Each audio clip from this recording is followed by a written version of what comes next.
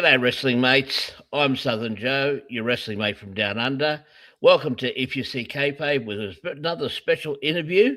This time, we've got all the way from Oklahoma, someone with lots of great stories to share about the territory days. Please welcome to the If You See Kayfabe virtual studio, Mr. Doug Masters. How you doing, Doug? Pretty good. How you doing? Thanks for having me on. Yeah, I'm doing really good. I'm doing really good. Now, what's your first memory and whenabouts of seeing wrestling as a fan?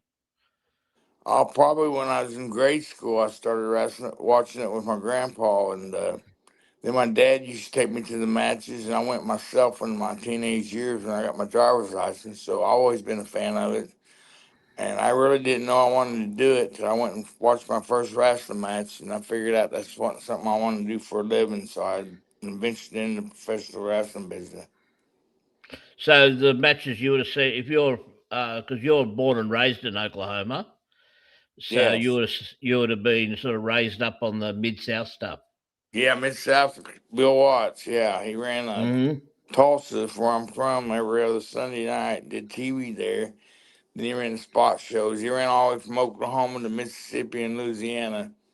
But Hmm. TV was based out of Tulsa. He had his office was in Bixby where he lived at. So yeah, I like Okay. Mid South. I wish a lot of promotions would still run like they do, but everything's different now. Yeah, but it was a good, tough promotion. But it encompassed a pretty wide part of America, didn't it? Yeah, it did. Covered three states, and they Oklahoma, Mississippi, and Louisiana, and Arkansas, so four states. It was pretty wherever their TV went, that's where they ran to. So were you following it like you started following it in the 70s roundabout?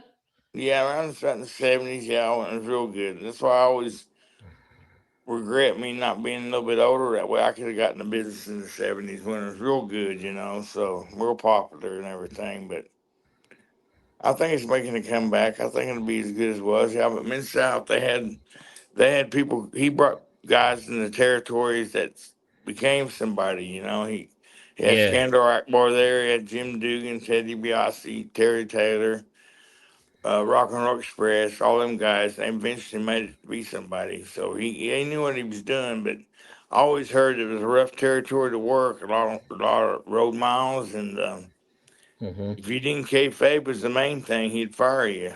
So Now, an interesting name you brought up there, um, because here in Australia, because we only ever saw WWF, WWE TV up until the 90s when we started seeing WCW, when we think of Hacksaw Jim Duggan, we call him Duggan, but I noticed you did the same as when they interviewed this super fan who pronounced it Dugan. So was that how his name was pronounced in Mid South? yeah, I think it was Duggan, not Dugan. Actually, Jim Duggan. I believe that was what his name was called. But I know a lot of guys has got his last name mixed up before and said the wrong thing or didn't know which one was what to say, which one was right to say. And but I believe it was Duggan when he was in Mid South. Yeah, no, just that they did an interview one time that was that I saw on like a Wide World of Sports, and this guy who was like a super fan, I think he was from like New Orleans or something like that, and he referred to him as Jim Dugan.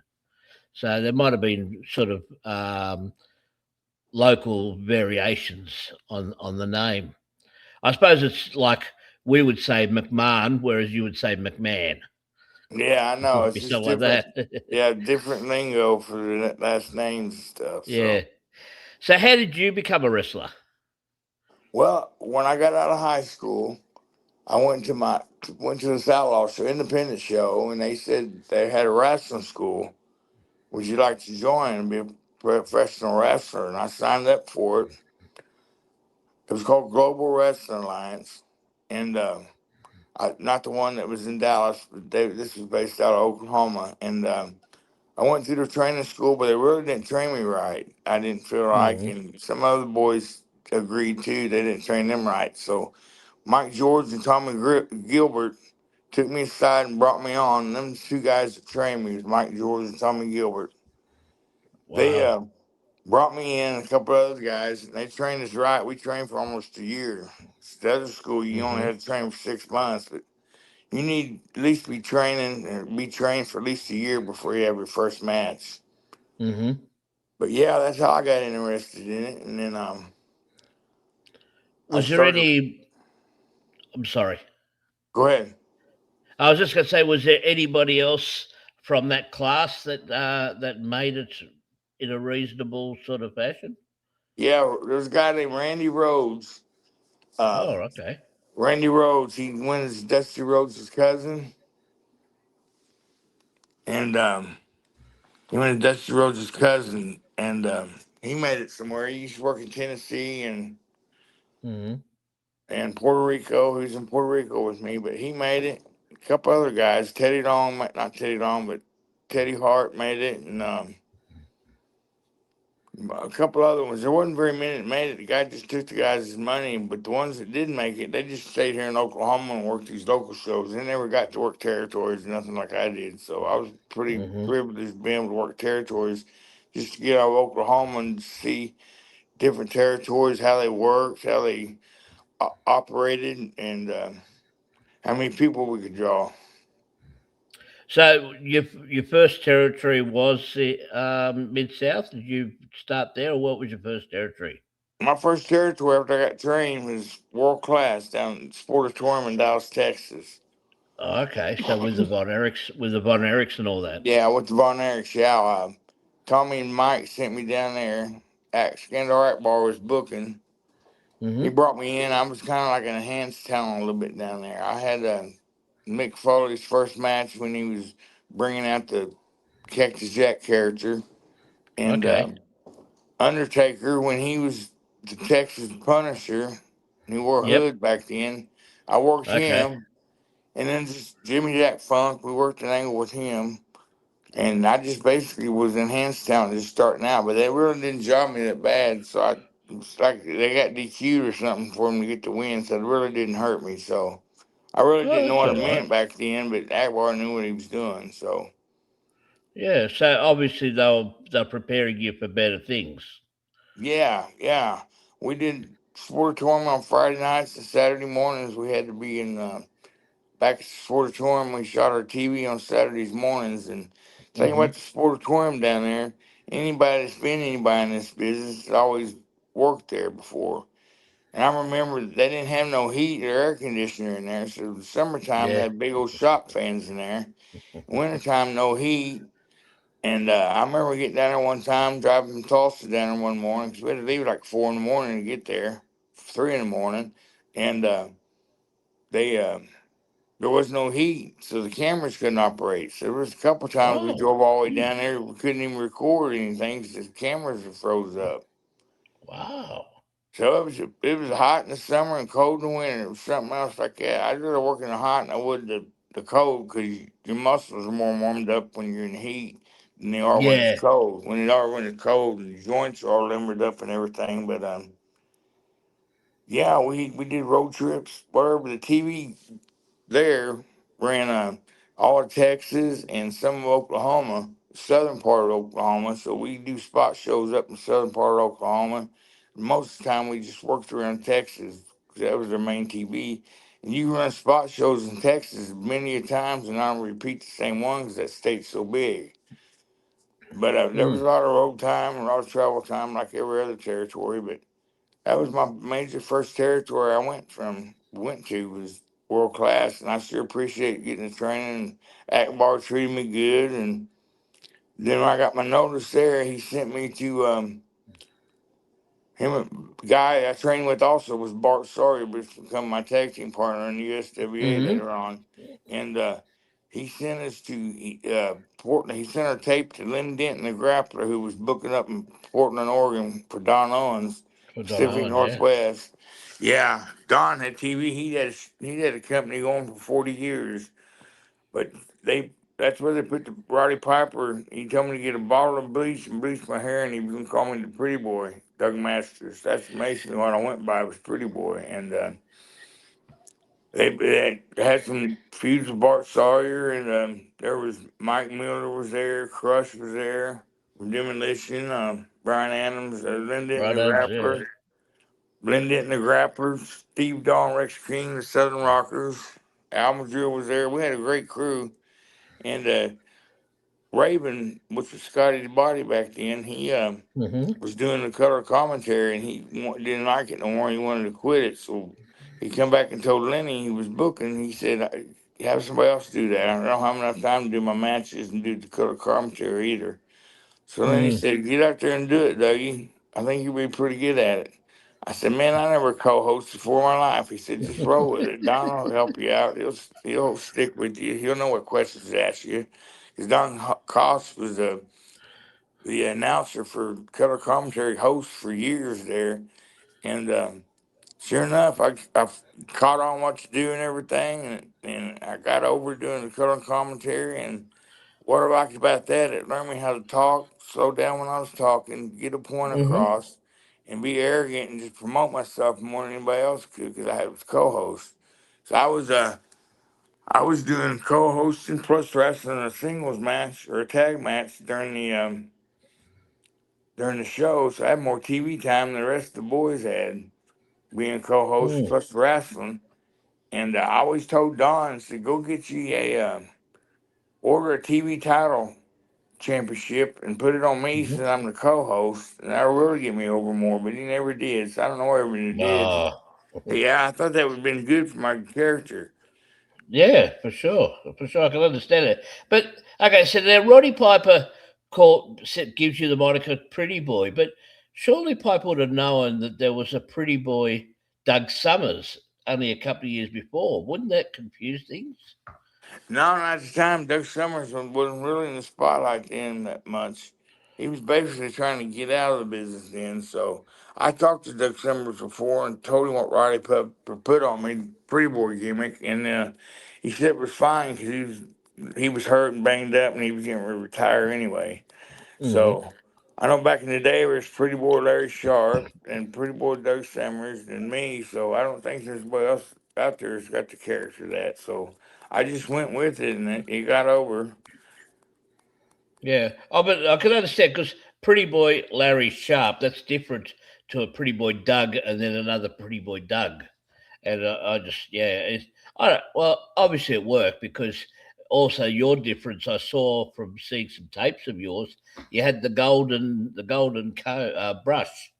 Yeah, I always use that as cheap heat. I always use that. And I use it in the ring to interfere with it and short. Kayfabe is I jab him with it, jab him in the throat with it, then comb my hair and lay it back down. And it got good heat doing that. It's just cheap heat, but it got good heat. So nobody ever done that, and I don't that I know of. So I thought, well, I'll just do this, and why not? Well, I suppose it takes by using it as a weapon, it takes it one step further from the gorgeous George type gimmick where he just would sort of preen himself, but you're taking it one step further by preening yourself and jabbing someone with the brush. Yeah, I had people send me all kinds of brushes there. All the fans did. In the mailroom, I had so many brushes, but I went with the gold one because it was gold. I thought, and where that gimmick come about when I did my promo, because I first went up there, they just know me as Doug Masters. But once Roddy put that gimmick on me, I went up there and did a promo. I told everybody I went to Las Vegas and hit the jackpot. So I was one of the best everything, buying cars and houses and women and all this stuff like that. And Roddy Piper, he's the one that put the gimmick on Art Bar Beetlejuice. Oh, okay. Yeah, he made his gimmick, and look how famous he got. Just Yeah. hurt him from charges he had set up against him with some woman. But he went to WCW and they cut him from there. Once it got in the newspaper what happened, they fired him. But then he went down to Mexico City and tagged with Eddie Guerrero, and they got over real big time. It was just sad he passed away so young because he had a lot of time left in his business. Hmm. And what was Piper like to do as a person? Oh, he was What real was it? cool. You get the shirt off Yeah. your back, bro. Yeah, he get the shirt off your back. He'd always ask me every time he see me. He asked me, "How's your career going, kid?" He treated the business like it was a career, which it was. He always believed in kayfabe, even if he wasn't in a car. And when he went to work for Vince, see, Don Owens was his first territory that he ever worked. So when Mm. Vince would run Portland, he never worked for Vince because of loyalty to Don. So but Mm-hmm. he'd come in and do an angle once in a while, just kids are free this week with autographs from Roddy Piper, and they'd pack the joint, just come and get his autograph. But he really Mm-hmm. didn't have to do nothing anymore because he was already over. I just think it was pretty cool of him to help other guys out that was there because he helped Ron and Don Harris were there. He helped them get into WWE. Mm. So he helped a lot of guys doing that. So he was a real nice guy to be around. He had his demons like we all did, and he took care of it. And that's another one that went too soon, you know. And then he got into Yeah. making movies. Then he was the first one that got into making movies as a Mm-hmm. wrestler, you Yeah. know. And then become John Cena's making them, The Rock, and all this stuff like that. But he was the very first one to do that. And Vince Senior, the old man, he didn't like doing that. He thinks they should, if you're a wrestler, you should be wrestling. But Vince Jr., he wanted you to get over in the movies because it'd make you get over more for his company, being out there on the screen and them seeing a Yeah. different side of you and everything. But yeah, it was a great territory. The road trips were nice and short there. There was like 50 miles one way. He was home every night by 11:30, 12. You know, no being home at 3 or 4 in the morning. And we had a gym we worked out up there that called the Jungle Gym. He let all the boys work out there for free. All they had to do was advertise his business on our TV show. So then he bought me a tux, got me a tux from Alice Former Wear to wear on my being a co-host, and they rented that to me for free. And I just said they just had to advertise it. That's all they wanted. And I had a beauty shop I went to. We put their advertising on. I got my hair done for free. So there was a lot of benefits having some pull with Don there because he was always, okay, you got these guys sponsoring you, and we'll advertise for him. He had no problem Mm. doing that. He wasn't selfish at all. Yeah. And also, another benefit you had was living at a infamous long-term hotel called the Bomber. The bomber had a big old airplane out front. I'm telling you what, brother, every night was a party there. There'd be so many arena rats come to that place after the shows. It was crazy, man. I hadn't never been around them like that before, but they'd bring you anything you wanted and do anything you wanted. It was just a big party afterwards. And everybody knew where they were staying at. So I stayed there for, I don't know, almost a year. And then I met my ex girlfriend was there, and she had an apartment, so I got out and moved in with her. And I was telling her, I was thinking one night, I said, "Man, the bomber was a lot more fun than this is. You know, we had a lot of good times there." But yeah, that bomber's, I think it's still there. I don't know if it's open or not, but last time I was in Portland, it was still there, but there were no cars Oh. there, so it might have shut down by now. But you couldn't miss it. There was a big old airplane out in front on the Okay. front part property and it said the bomber on it. So they were little I've like never. there was little like cottage apartments. So you could fit like two guys in them, but everybody had their own apart or cottage. So they was always full when the boys were there. So we gave them a lot of business. Mm. And did they get a lot of advertise? Did you advertise them on on the TV shows as well, or No, just we just that was just that the we didn't benefit want to of the ever. parties? Yeah, we didn't want to keep all that from everybody. So. Uh, Yeah, it was a good place, man. The cops, man, they knew who we are, and the TV was every TV was an hour and a half every Saturday night. So we used to always go to this bar called the Drum afterwards. Me and the Grappler would and watch ourselves do the show on TV, and wouldn't believe all the free drinks we got from people coming up to you, going, "Man, you're on TV." Yeah, like people coming in town visiting and everything. I thought that was pretty cool. Mm.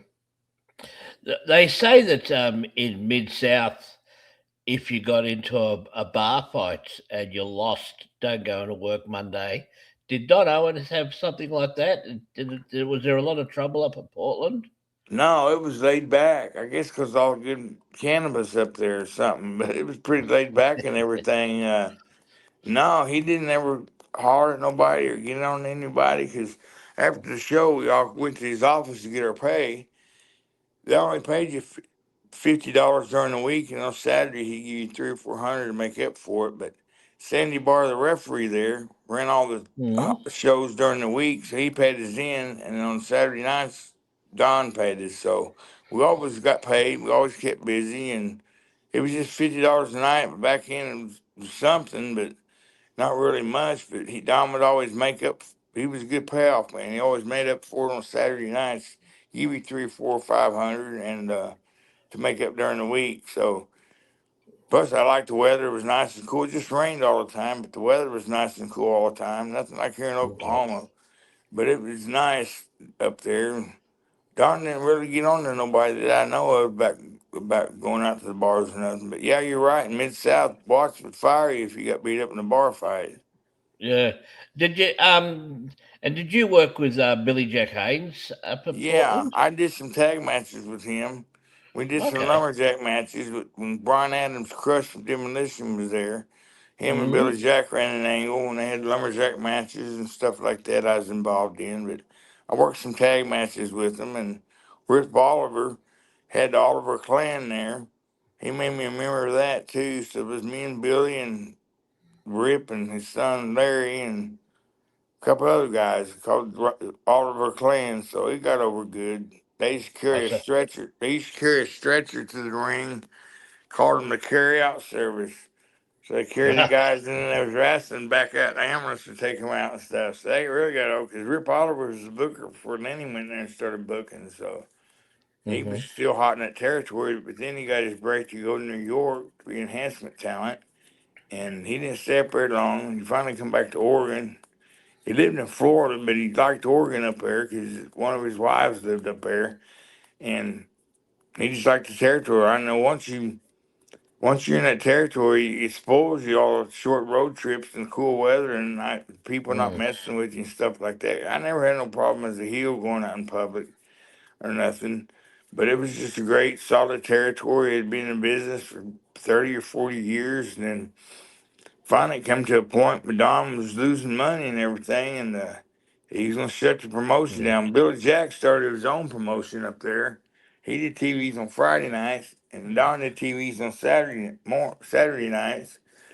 So that his business went under. So Don brought it back to work for him, but his promotion failed, and he stole some money from some of the backers and didn't run it right. So, but Billy Jack did. yeah, Bill Jack did. The people that was Oh. promoting for him, yeah, he took the money and trained guys halfway and take their money from them. I knew one guy got trained by him. He said, I didn't get trained about 4 months. He just took my money and then he wouldn't even try to get him booked nowhere. They didn't. See, when you train somebody, you got to learn how to fall first. Then you get to learn the spots, your basic spots. And then they'll come in there and teach you how to do promos Yeah. and everything like that, where you really weren't. That's a full training. That's when you're getting trained all the way. Some of them guys just half-ass do it and don't train you all the way. They just want their money out there because I know there's a lot of wrestling schools out there. Mm. So I learned that from getting trained by somebody from Oklahoma there when I went to training school at, knowing they didn't know what they had a trainer in there, hadn't even been nowhere until they Mm. hired Tommy Gilbert and Mike George, and they seen who had potential, and that's when they took me aside and said, hey, we'll train you right. I said, what about the fees? And they said, don't worry about it, just pay what you can. I know you had to pay quite a bit to go to John Archer's school. So he said, just pay what you can. So, but yeah, Okay. Don shut down on them running 2 nights a week. And I told Lenny, I said, man, I can't make it over here on 2 nights a week. He goes, I'm gonna tell you what, I'm gonna send your tape to the USWA. Um, Uh-huh. Eric Emery was the booker then, Yep. but whatever he said, Jerry Jarrett and Jerry Lawler had the last say so in it about the angles, about the talent. So, and Eric told me one day, he said, I don't know why they have a booker here because they got the last say so everything. But that's when I first met Eric. I knew Eric from Dallas down there, but he wouldn't hmm book it in. So I got to know him real well. And in Tennessee. We traveled all the time and had a good time together. And I worked some singles matches there before they bought in. And they told me, get your partner, get somebody from where you just at, or find somebody to come in here that can work, that knows what they're doing, and we're gonna put the titles on you guys. So I called Bart Mm. Sawyer up. Excuse me. I called Bart Sawyer up and told him what was going on. So he come up there and they put the straps on us. I think we took them off Jeff Jarrett, Robert Fuller, I believe, at the Mid South Yeah, Coliseum. Yeah, we yeah. took the titles off them, and then most of the time we was working them two. We'd drop the title one week, we'd have the titles, the next week they'd have the titles. So people wouldn't get used to just seeing one tag team have the titles all the time. They thought it was pretty cool. It was changing back and forth. It looked like we was Okay. competing against each other for real, you know what I mean? For that Yeah, title. yeah, It made the yeah. title mean something, you know what I'm saying? So when you went to USWA, was that after they merged with World Class No, it was before. before? Yeah. Well, Were you? before my I got my notice there, they started merging from world class. Hmm. We take one of them singers big tour buses every Friday night. We'd take that down to the Sportatorium from Nashville where we lived at and did their show. Then we got back on it and had to come back to Nashville because we had TV tapings in Nashville. There in Memphis at the studio every morning at 9 o'clock.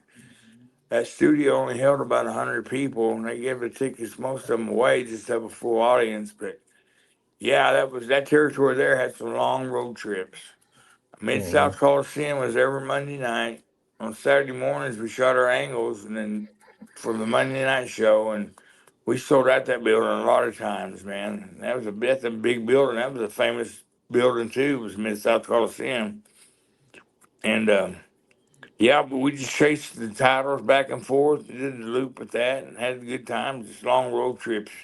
Monday night in Memphis for Mid South Coliseum, and Tuesday we go to Louisville, Kentucky. Wednesdays we go to Evansville, Indiana. Thursday and Hmm. Friday we'd do a spot show somewhere in Mississippi where it was closer to Memphis, where we had to be back Saturday morning. And Hmm. even if you wasn't booked, you still rode with one of the guys. That way you didn't have to drive from Nashville to Memphis early that morning. So it was pretty handy doing their spot shows. So their TV went all into Mississippi, and they I they suppose get that even if you, go I'm ahead. sorry, I just got. Yeah, sorry, I'm sorry, man. I was just gonna say it's even if you weren't booked, because if you're there and you got your gear with you, if something happened, you could be a late replacement too. Yeah, there was a couple of times. Yeah, the guys were sick or got hurt, injured or something like that. And at the last moment, they'd always say, "Well, I know you got your gear. You want to work?" And it's like, "Yeah, I'm here. Might as Mm. well get a payday Yep. where you're sitting around and waiting to go do TV on Saturday mornings." But Yeah. So what was it like working with Jeff Jarrett and Robert Fuller, even though Jeff Jarrett was probably just starting out at that time? yeah, it was a day off, a night off, brother. I mean, Robert Fuller had been working for years, and he was a big man, and he'd lock up. You couldn't even tell he was that big and strong because tall. He's about 6'6". Now I was 5'10", but Mm. he would. There was baby faces, so the heels called the match. But if you got lost or run out of ideals, he'd always just give you some in the ring right there. But Jeff Jarrett, he was great to work for because the thing about him, when he started in the business, Jerry put him with a lot of old timers to get him trained properly in the Yeah. ring. They'd bring all them old timers in and put them on top. So Jeff was always on top with a belt or without a belt or just being Jeff Jarrett as a single competitor.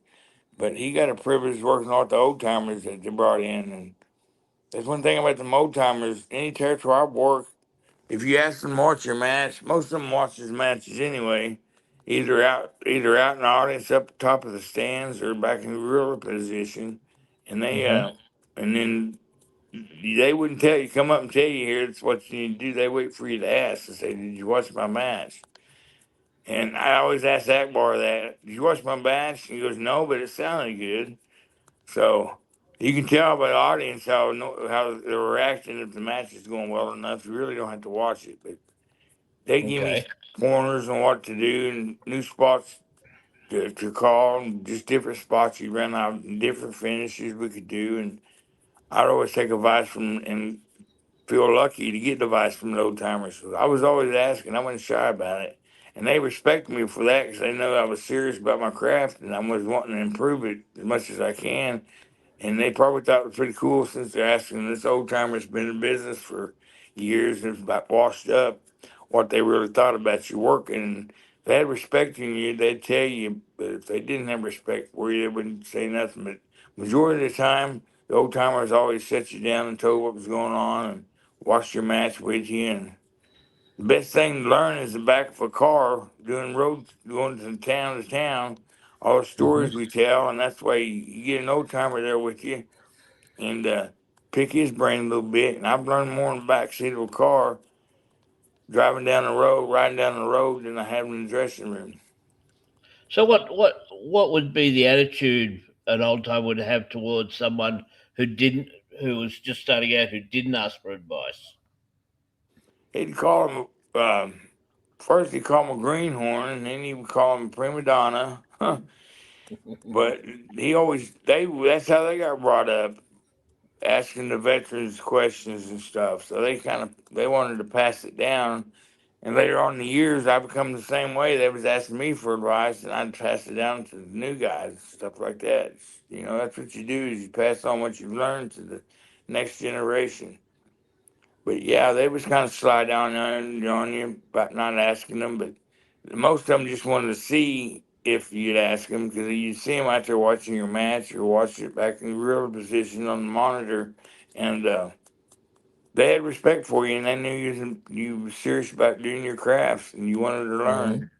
Knew you Yeah. wasn't too good, too much of a prima donna to take advice, where you wanting to take advice instead of not taking advice. And also, so you capture the USW titles with Bart Sawyer. Now, was he supposed to be related to Buzz or Brett Sawyer in storyline, or be a real brother to them? No, he just went as Bart Sawyer because of Bart Simpson on the TV Huh? character. Yeah, he had his hair dyed yellow like Bart's was, and the fans was always bringing Butterfingers to the matches. We had all kinds of Butterfingers, man. And then our tag team was fizzling out.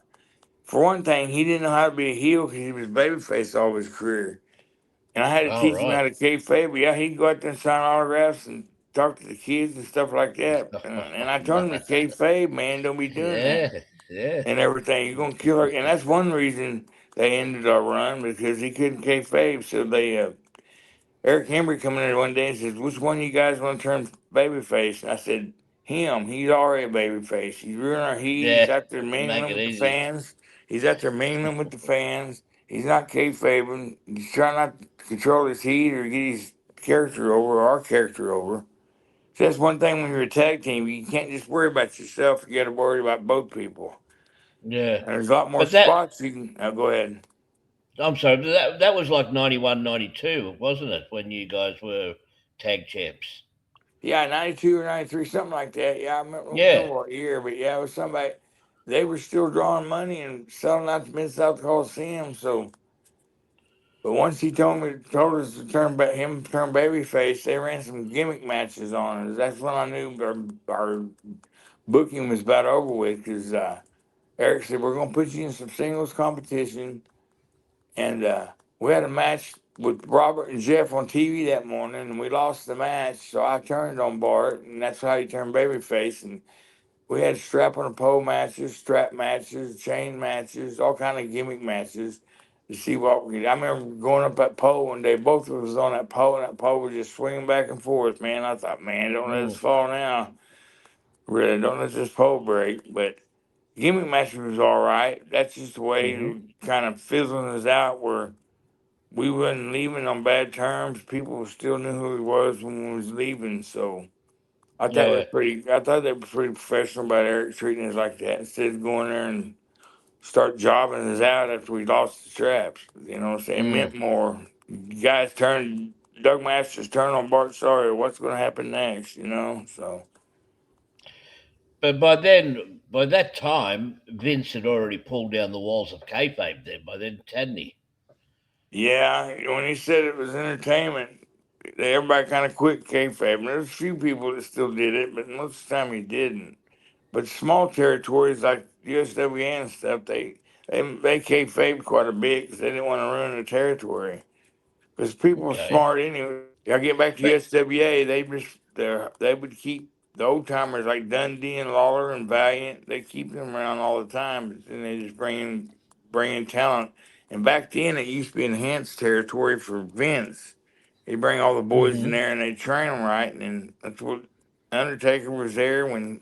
Thing was Mean Mark Callis back then. Then that when yeah, he was USWA and Cactus Jack was there, and that's how they got sent to WCW or WWE.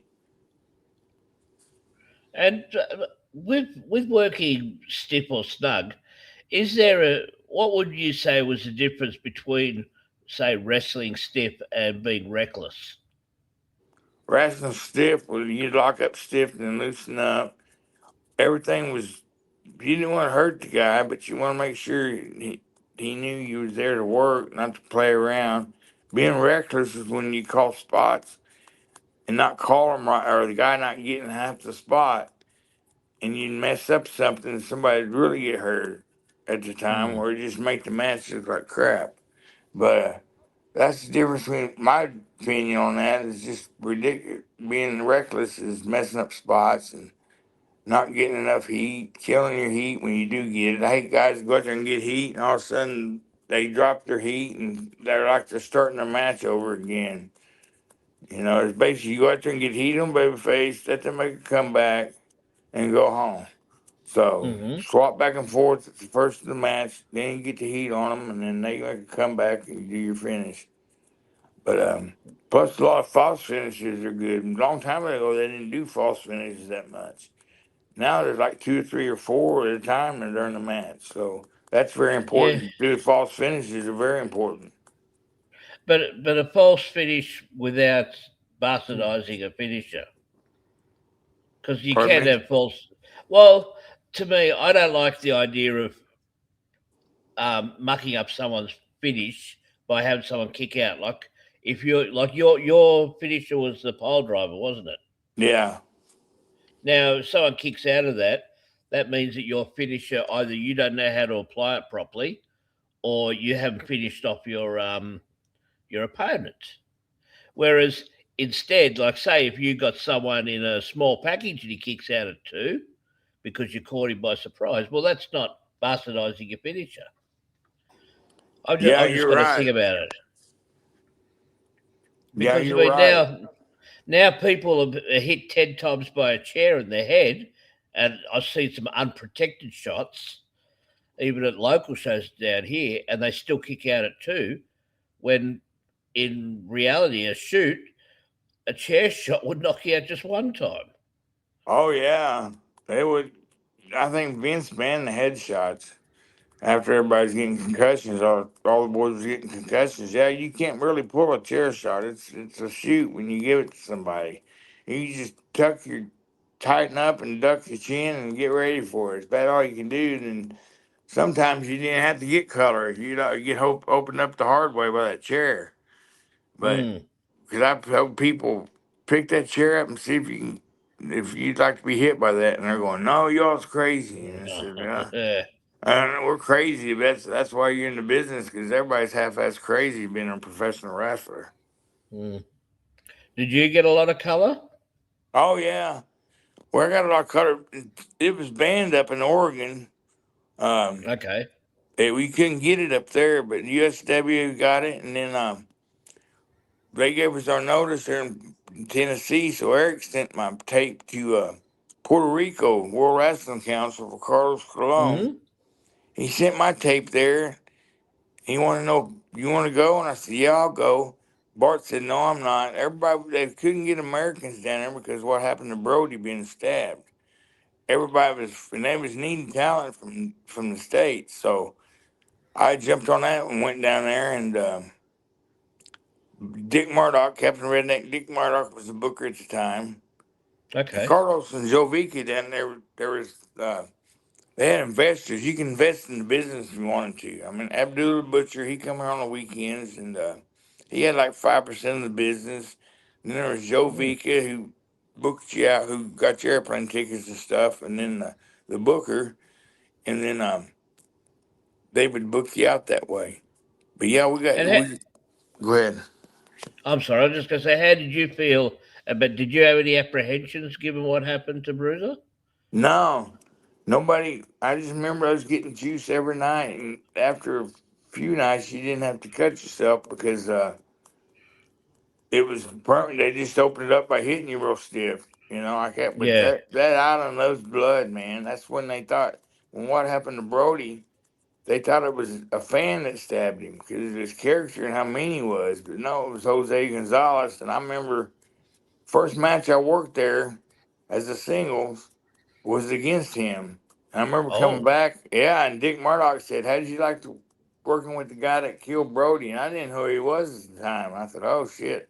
See, they wore their hoods, but sometimes they will wrestle without their hoods.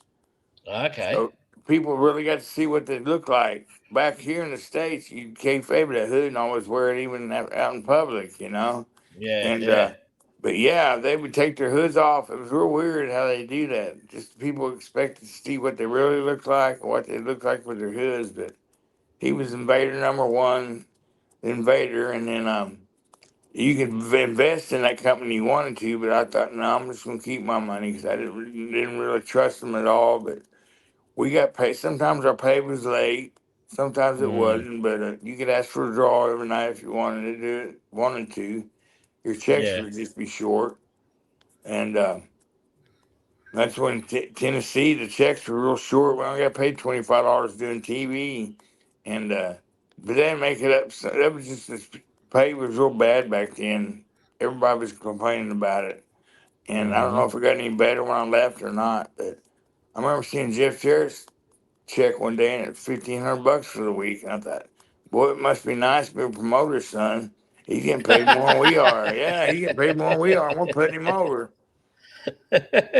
So I thought, dang And- man, they'd be lucky. But y'all get back to Puerto Rico, World Wrestling Council, they like blood down there. They believe it's a shoot, and they yeah. every morning when you look at the local newspaper, it shows somebody either their head cut off or a stabbing. And they Oh, said crikey. a stabbing here in Puerto Rico is like a cold back in the United States. It happens all the time. That's one Yeah. thing the booker told me, Dick Murdoch, was don't you can fight outside of the ring, just don't get up in the stands because you might get stabbed. I Really? took his Oh, advice and never went up the stands, but when we was wrestling around the ring on the outside, there was always security guards around us.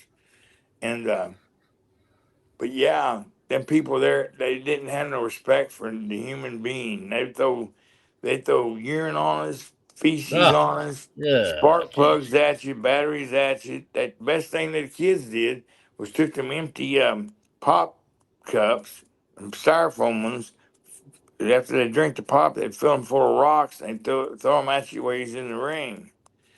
What I'd do, sometimes they'd hit the referee with it on accident, and that was just funny. But I pick up that gimmick and start getting heat to baby face with it that he tried to hit me with. Boy, it'd make him mad. I got good heat doing that. 'Cause you're Yeah. thinking, man, I tried to hit him. Now you're beating up my guy. What's going on with that? But And if you knew beforehand who Jose Gonzalez was, would you have worked stiffer with him knowing what he did with Brody? probably a little bit. Like I said, I didn't know who he was until after I done working with him. And I heard of him. I heard what Brody did to him, and they was gonna give Jose a big push up in New York, and they booked him against Brody, and Brody about killed him. And Mm. plus, I owed Brody a lot of money down there, like 25,000, I think it was. I heard Whoa. and he said one day I'm gonna buy in this company. There's gonna be some changes down there. He was gonna fire Jose. He was gonna fire a lot of the guys, and or against Carlos a few times there. He was mainly a singles competitor. So before I, then they brought in Murdoch said, "I'm gonna bring a partner in with you that's got more experience than you do. Do you know Ron Starr?" And I said, "No, I don't, but I heard about him." So they brought him in, He'd like already been in the business for 20 years back then, and he gave me a lot of advice, how to do my promos a little bit slower and better, what not to sell, when to sell. 'Cause you can oversell too much in the match and it'll kill the match. You got to sell just right or take a bump just right to make it mean something. And that's you captured the titles with Rod Star, didn't you? Yeah, they booked us against El Bronco and another guy down there that was part of from the island. They booked us against them, but then they brought in Steve Dahl and Rex King, from who I met up in Portland. They brought them Mm-hmm. in as the Southern Rockers, so we started Mm-hmm. shooting angles together. And Ricky Santana was there. They tagged him with one of the locals there, and we worked an angle with them too. But mainly, we just worked with Southern Rockers, and we do like we did in Tennessee. We dropped the straps one week, and then have them the next. And when we did get beat, it was by disqualification or something, so it really didn't hurt us that bad. So Yeah, because you had two tag title reigns. The first one was when you were brought in as a partner for Heartbreaker Adonis, Frank Lancaster, after Wendell Cooley, who was Heartbreaker Apollo, left Puerto Rico. yeah, That was your they teamed us against them. Yeah, and we had the straps a few times, but that's before they brought in Ron. And me and Ron worked out good together because we like to do the same things. We had great chemistry together. But just it takes a lot more to learn being a tag team than it does being a single. So you got four guys in there you're trying to work with, and mm-hmm. just getting the spots right in a tag match is difficult. So, and he taught me a lot how to do that. So I basically worked more tags than I did singles throughout my career. It But seems that way looking through your whatever history I could find on you, because all your titles you won were tag titles. yeah, like I said, the only title I wanted in Portland was a TV title, but they just put me up with tag titles in Tennessee and Puerto Rico, and we ran with it. I know Puerto Rico, you wouldn't get. I've been the main event was the fourth match in Puerto Rico. It didn't Okay. matter if you was the main event, you was the fourth match. Not like it here in the states where you're the last. So there was a lot of times that we was working the last match and we wouldn't be in the ring till 11:30 or 12 because their shows went so long. Their intermissions would last an hour. You saw us all the beer and popcorn and hot dogs they could sell, but then they salt the popcorn down real bad for you to buy more drinks. Yeah, But they, yeah, but they, I've seen that old trick. yeah, but they, but no, as far as getting messed with outside the ring, I had respect for them people.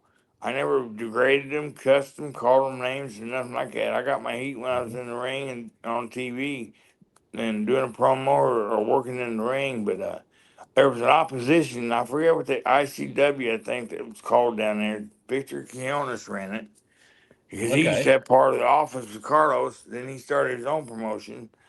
Well, they brought in Manny Fernandez one time. Yeah, it was the funniest thing. He didn't respect them people down there. So there was these construction workers down in a ditch digging a ditch with these shovels. And Manny said something to him in Spanish that they understood. Them guys come out of that Oh, ditch. They come out of that ditch with them shovels, start beating him to death with them shovels. He was just oh running like a little wow. kid from there. Yeah, I thought Murdoch said, "I told you to keep your mouth shut. You should know better than that." Because Manny Fernandez, he'd been around forever, and he should know better than that. But there was a Yeah, lot of it's guys. There was a lot of guys jumping ship and going work for the opposition down there. I had my chance to, but I stuck with Carlos. I was loyal to him. I never went down there. yeah. And Carlos is still in business today, isn't he? Yeah, they're in business. They don't run much like they used to. They got a hold of them about doing being on a podcast. We don't have a date set yet, but they probably still remember me down there. But 'cause I got good heat, we had good heat all the time. But yeah, they respected me. I never degraded them and stuff. They'd buy you a beer at the bar. They talk Mm-hmm. about this guy ain't as bad as it looks like. So I always make sure to not degrade them, because I knew that was cheap heat. Plus, you might get killed doing that. Yeah. And when did you leave Puerto Rico? I was there about 3 years. I think it was in '97, something late '90s when I left there. But Okay. I used to go back and forth. They dropped the straps from us, and Ron left. They kept me in doing singles, but they let me come home every 6 months for like 6 weeks. That way I was getting Okay. burned out living on the island. So I never got showed too much or everything like that. So plus they kept my heat going by spraying me. I'd do a leisurely town match or some kind of gimmick match to make it look like, or I got hurt or something like that. But I remember down there, I ripped my pectoral muscle. I was clotheslining this guy one night, and he grabbed my arm. When he went down, it pulled my arm backwards. It ripped my pectoral muscle on my Oh, right. It was jeez. on my right side, not my left.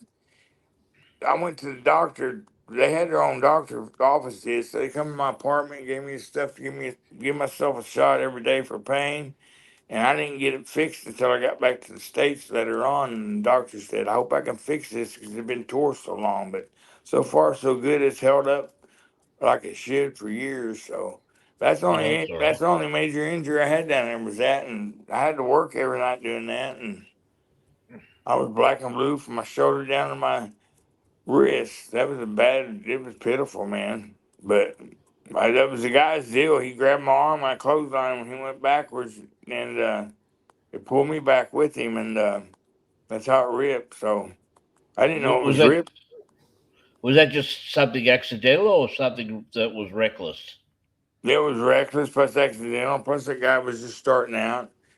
He was enhancement Okay. talent down there, is all he was. They never pushed him or nothing like that. He just got beat every week, but um, it was reckless, plus an accident too. So I never had got no heat with him or nothing like that. Accidents do happen, you know. He felt so Yeah. bad about it. He felt so bad about it, man. Thinking, man, I was a veteran at the time then, so he was thinking, man, I'll hurt this guy. I didn't mean to. And I said, he apologized to me so many times. I said, brother, don't worry about it. Accidents happen, man. You'll learn from that. You'll learn from your mistakes, even if happens to somebody else or it happens to you. You'll learn. And did you wrestle anywhere else after you finished up totally with Puerto Rico? Yeah, I come back to the state. Like I said, they was bringing me in every 6 weeks and sending me home for 6 weeks. So when I was back home, I was wrestling for independent promotions in Oklahoma and Kansas, wherever I could get booked at. And then Mm-hmm. was they'd bring me in and show my tapes and stuff. And I was already over before I started working. And it just got down to so many injuries I had over the years. I've had both my shoulders replaced, my knees replaced.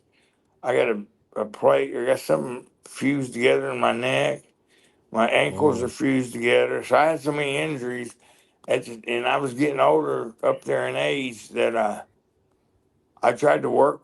Even after I went through rehab and all that stuff for my injuries, I still try to work. But I felt so awkward doing it because I couldn't get up like I used to. 'Cause everything's so stiff on me because I'd been operated on and fused together. So I couldn't get up like I used to. Couldn't do the spots. My timing was off most of the time. So I thought it was just about time for me to hang the boots up, which I hated doing it. If I wouldn't have them all them injuries, I'd probably still be working somewhere. Okay. But just in regards to that, were you considered a high flyer, or what was your style of wrestling? A mat man. I never did no high flying.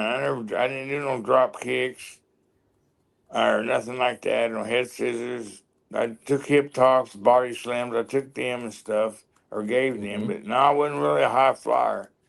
Them high Okay. flyers that get you hurt, they don't know what they're doing. Okay. And how about, did you take crazy bumps? Yeah, I did. I took Terry Funk bumps most of the time, over the top rope, through the ropes, just silly things. Getting my foot caught on the ring apron or something like that, something silly where the fans would like it, they'd be laughing and they liked it. They got over, but it's just crazy bumps were all right when it But was you, needed to be done. They didn't need to be done all the time.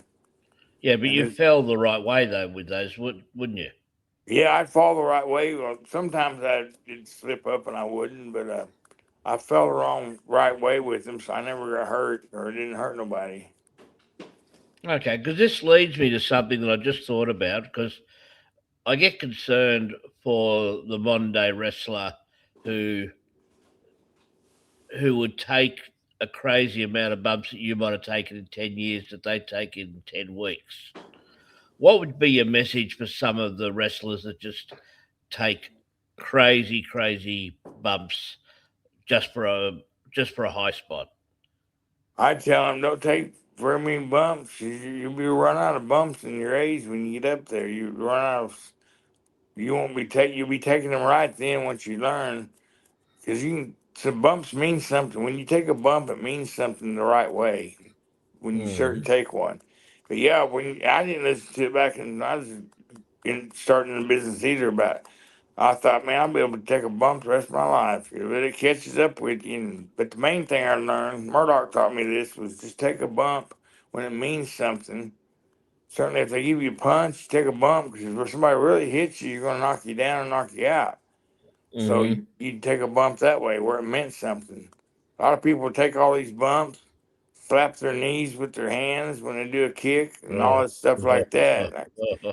I can't stand that stuff like that. Oh, I've talked about having a T-shirt with the Ghostbuster sign, the no standing sort of thing, and say on it saying no leg slaps. Yeah. A lot of I was once That's a in the dream of mine. What? yeah, you'd Because probably get every bloody kick, you every probably be able to freaking sell them kick. t-shirts. You probably be able to sell them t-shirts. Oh, for sure. I'll wear it to some of the matches and when the hype and show it off to the high flyers and just slap their leg every freaking match. It's like I go to a promotion here called Alpha Pro Wrestling, and I'm always sitting next to this big guy who used to be a wrestler himself.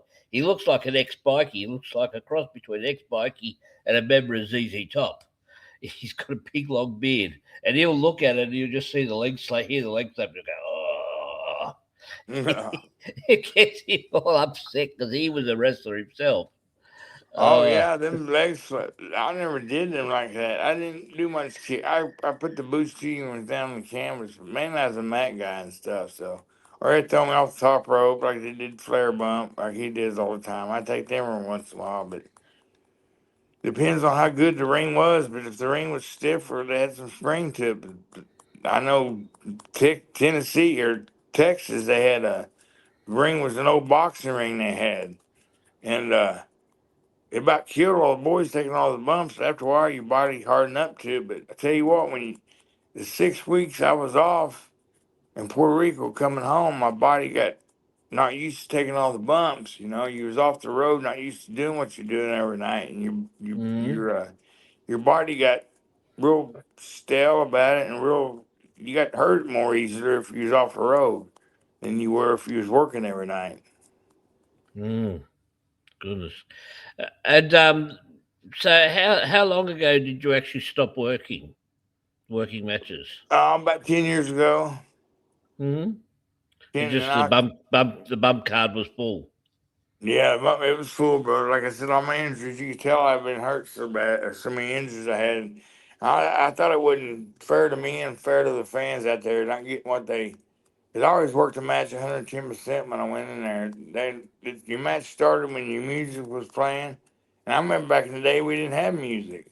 Michael Hayes is the Yeah, first one that started that, being able to have music coming out of his yeah, entrance. You know, the Freebirds. So. Yeah, my match would start when I come out of the dressing room to the time I got back in the dressing room. Depends on I had to fight my way back or not after your match. And there's yeah. different kinds of heat. There's loud heat and there's that silent heat when nobody's saying nothing. That's the worst kind you get, certainly down there. That means they're up to something or thinking about doing something to you. It's scary. It's real quiet. You can hear it in that arena filled with 5 or 10,000 people, and it's just hush, hush, quiet. And I didn't know that till I've had it done to me a few times, and I thought, man, I ain't getting over it. Something ain't right. They ain't making no noise. It's basically like he's working in Japan, where they wouldn't sell that much. They would just sell certain things, or put it over like you thought it would, and you're thinking I ain't doing something right because everybody's too quiet. But that's what I learned. It's good heat you get there. So So you did some Japan tours? no, I tell you what, my ex-wife, I come home one day and Chris Adams That's another guy I work for down in Texas. Chris Adams had his Yeah, own yeah. promotion. Chris Adams had his own promotion down there, and he was bringing it. He brought in me and Bart Sorry down there. That's the first time I ever been to Babyface. We was called not the Southern Rockers, but Lone Star Rockers, and that's the first time I ever worked Babyface. He gave us a push. He paid us and everything, but Chris was a good guy until he started drinking, and then he got mean. Oh wow. Nobody wanted to be around him. He'd beat on his girls he had and all stuff like that, and get in trouble with the law and all this and that. But yeah, the independent promotions down here in Oklahoma. There's one here in Tulsa that runs now called Wrestling for a Cause. I've asked them if they needed a booker. I was gonna try to book the territory. I never got to book a territory while I was working. Hmm. And I always hang with the bookers and ask them questions and stuff, and they'd always tell me different finishes I could have. They'd let me pick one, and they said, "Well, why are you gonna do that finish for?" And I said, "Well, we did this last week. Let's try this one this week, something different. Mainly just to Mm. keep our heat and everything." So we win no DQs or count outs or something like that where it won't hurt the baby face. But yeah, down there the first time I ever been was baby face, and I like working heel. I'm better than I do baby face. I hear that from a few wrestlers that are like that. That they like the being the heel. Um, a wrestling friend of mine who's a legend down here in Australia, Ken the Dazzler Dunlop. He was on an interview where he said, "Yeah, I just love 8,000 people booing me." He Oh just said yeah. he loved that. Oh yeah, that's good heat, man. When you get everybody out and right, and plus I like to be in control of the match.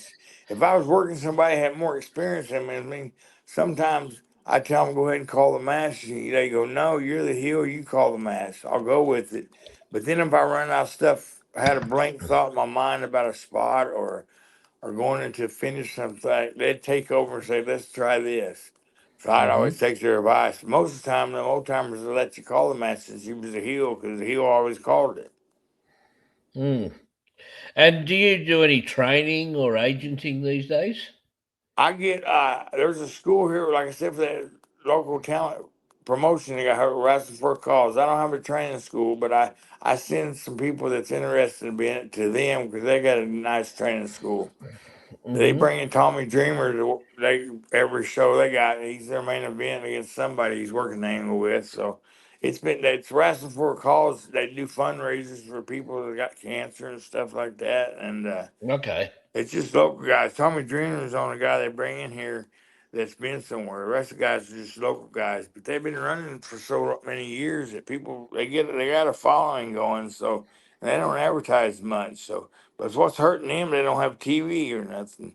And you got to have TV to run shows because people got to know where you're going and who you are. So do any YouTube stuff? I do YouTube stuff for once in a while. I do other podcasts like I do yours, and I No, but I'm basically, saying this rest. Sorry, the huh? wrestling with a cause. Wrestling with a cause. Do they have like any YouTube stuff? Oh yeah. I think they do. You can just check them out. Okay. Wrestling for a Cause. It's probably on Yeah. YouTube. And what I'm doing now, I thought about opening me a training school, but it just took a lot of money to get that going. Rings are expensive, but Yeah. the rings now they build for you are nice. They got square tubing on them where you got the spring and the sound and two of 12s on there for the flooring. And they got a carpet pad that you put underneath your carpet in your house. I got that for padding, and the canvas is all I got. But what makes it good bumping is that steel tubing they got underneath it, where it gives it the Okay. spring and it gives it that loud noise. That's how Vince's rings are made. I think one of them cost you about 7,000. They'll deliver it to you and everything. But I never had the money to do that, really get behind it good, because I was gonna have my school on do commercials for it and stuff like that, and but I never really did it. So I had my own podcast for a while. The office is down in Florida for Action VR Network. He's the one that ran Okay. all the stuff on like you're doing, and the radio station wanted to get out of sports format. They wanted to bring in religious stuff, so they dropped me All right. because they want to do something different. But I thought about starting my own back up, but I haven't yet.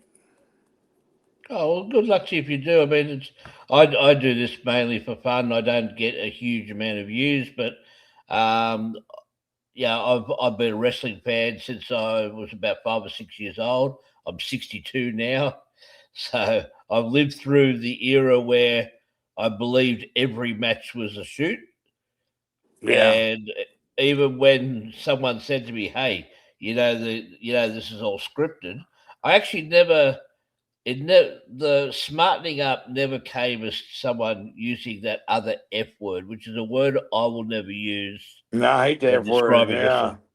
Because, okay, I actually, at a local show about, about 20 years ago, I saw a guy just take a tumble out of the ring and his finger was this way. Yeah. Uh, that's not fake. No. Grown men were wincing when they went backstage and saw his finger was still at a right angle. His Yeah. finger came out as a right angle, and I'll never forget that because about a year before that, somewhere in some TV special, I'd found out what this meant. What this meant, so yeah, like when there's a real injury, and I Oh, did that. yeah. I did that to get someone's attention because I saw it happen right in front of me, and I knew I'd got to know a couple of the people there, and one wrestler saw it, so he fought off backstage. He grabbed the guy. They fought off backstage so he could get attention, but not break up the match. Yeah, that's And good. That was smart. yeah, so it's a memorable thing, and it was a clever way to make sure that the match continued on, and the guy got his medical attention. Yeah, I was always taught when you're working, if you get an injury during the match, you go ahead and finish the match. Yeah, call it Even in. if you're hurting, yeah, go ahead. You might come up short on it, but you go ahead and do the rest of your match to finish and everything like that. So that's the way they Mm, always taught me to work. When you're injured, still work because you're hurting most of the time anyway, even when you're outside of the ring. But when you're not inside the ring every night or every other night, your body gets cold and weak, and that's how you get hurt more. mm. But even when I found out, oh, wrestling is fixed. I s- my initial thought was, yeah, maybe for the preliminary matches, but once it's a title match, they must be real. Yeah, I That was was. for the year. That was the era I was from because it was presented like that because the results used to be in the morning papers the next day, the Friday night Yeah, with the I big remember Friday night that show. a long time ago. I remember that. Yeah. Well, that's when it was big in the 70s here in Australia when Jim Barnett was running stuff. Huh. Jim Barnett was running stuff. He had Bulldog Brower and Haystacks Calhoun and Butcher Brannigan, and they were up against our Aussies like Ron Miller and Mario Milano. George Barnes, you might have worked with him in Memphis because he was running with Bill Dundee. Yeah, I think I remember him. Yeah.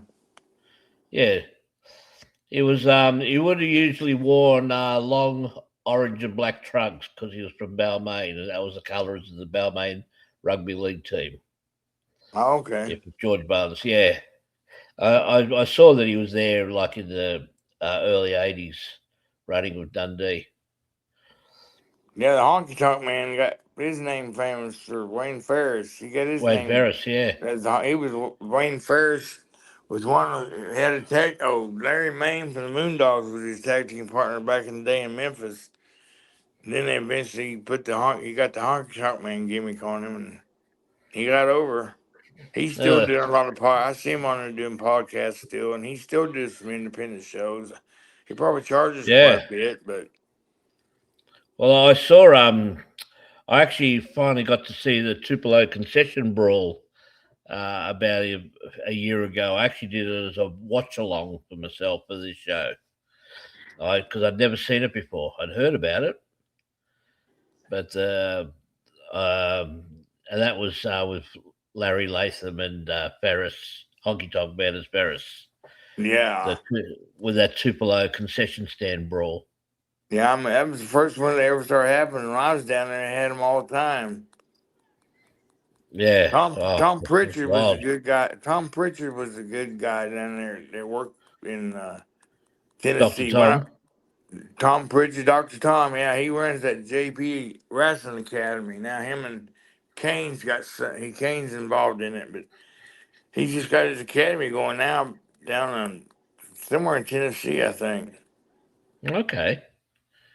Okay. That's pretty good. So, do you do fan fest yourself now? I've did them every once in a while, but I didn't make it to the gathering this year. But I like to go to them. They have local ones like in Oklahoma City. Sometimes I'll make it too, but mainly you got to have a sponsor, and it costs you $100 for a table. I know every year they got one in Portland now. I'm gonna try to make that one next year. Um, Hmm. if they bring me, the promoter told me that's running it said he'll give me a table, and I said, well, I need airfare too, and he goes, well, we'll get you a sponsor to get you an air ticket. That's how they bring most of the guys in by a sponsor. They'll sponsor and they want to see him. But I thought I'd get over pretty good going back in that territory, but I Yeah. didn't make it this year. But I like to go to WrestleCon once in a while and just what are kind of Try get, the Herb. I was going to say, try the Herb Simmons one. Herb Simmons out in St. Louis.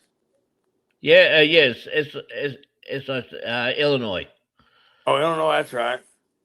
Southern Illinois Championship Wrestling. Yeah, that's right. Yeah. Because he does the Bruiser Brody Battle Royal at that fan fest every year. Oh, does he? Okay, I Um, took him up. Yeah. yeah. Because I interviewed him just before his fan fest. His last one was the biggest one. He's already planning next year's. He's already locked in Kurt Angle and Tony Atlas for next year. Wow, I've seen some. All right, but anyway, this has been If You See Kayfabe with a great interview with Pretty Boy Doug Masters, better than the original Pretty Boys of the past, and we'll look forward to catching you down the road. Thanks for your All right. time, Doug. Thank you, brother, for having me on. Take care and God bless. It's all the best. God bless.